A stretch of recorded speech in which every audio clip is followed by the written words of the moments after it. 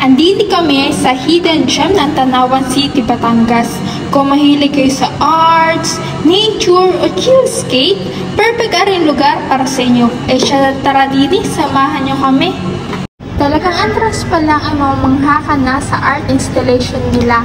Ngayon tayo ngayon sa Eskinita Art Firm na matatagpuan sa Barangay Hanopol Occidental, Tanawan, Batangas. May cafe din sila sa loob ng tinatawag na Cafe Bumbum.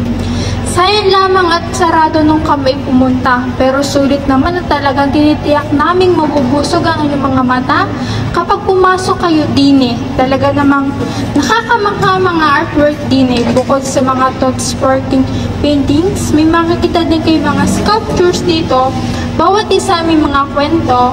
Ang mga iba ay nagpapakita ng mga social issues, habang iba naman ay inspired sa kalikasan at ating mga kultura. Trivia. Ano nga ba ang meron sa Eskinita Art Gallery?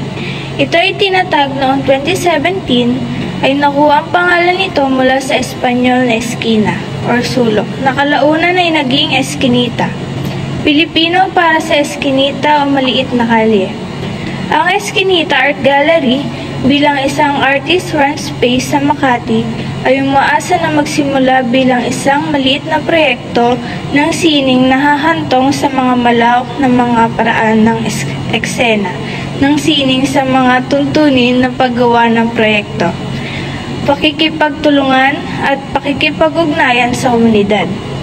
Inulunsad ng Eskinita bilang isang proyekto ang tuklas biglang pangunahing programa nito na nakatuon sa pagtuturo at pagbibigay ng mga gawad ng mga batang artista.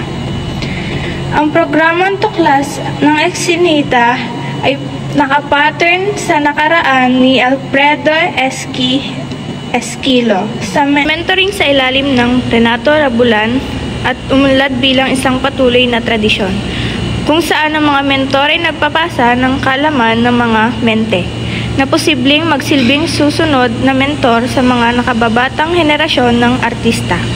Ang painting na ito ay tinatawag na iconic plates na pinangalan ng Embrace, gawa ng isang Pilipino artist na si Marvin Quezon. Sinasaliksik nito ang mga tema ng mortalidad at ang kalagayan ng tao. Ang likhang sining ay naglalarawan ng isang babae na niyakap ang isang balangkas na maaaring bigyan ng kahulugan ng isang representasyon ng kamatayan. Ang transience ng buhay o ang walang hanggang kalikasan ng pag-ibig na lampas sa pisikal na pag-iral. Ang paggamit ng mga makalupang tono at ang nabubulok ng mga elemento ng bulaklak ay higit na nabibigyan diin ang mga tema ang mortalidad at pagkabulok. Ang pagpipintay nagpapahiwatig ng pagmumuni-muni sa relasyon sa pagitan ng buhay at kamatayan, at ang hindi maiwasang mangyari sa huli. Ang larawan na ito ay tinatawag na contextual play na naglalarawan ng isang woodcut print na nagtatampok ng malaking tumpok ng mga tao. Marami ang nakataas ang mga kamao at tila nagpoprotesta o nagpapakita. Ang isang tao ay nagpapakita na umaakyat sa isang gate na namumungkahi ng isang potensyal na paglabag o pagkilos ng pagsuway. Ang estilo ay nagpapaalala sa mga tradisyon ng woodcuts na may matapang nakaibahan sa pagitan ng itim at puti na lumikha na isang dramatiko at nakaka-impluwensyang eksena. Ang kabuuang komposisyon at paksa ay nagmumungkahi ng mga tema na panlipunan, pakikibaka, paglaban o revolusyon. At bukod sa mga nakakamanghang artworks, napaka-relaxing din sa lugar na are. Sa third floor naman ay kitang-kita ang lawa at Bulkan Taal.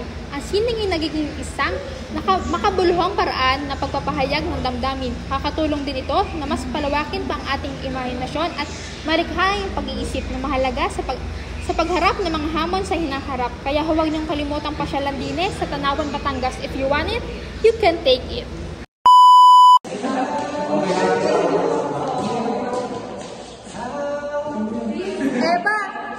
Eba, di pa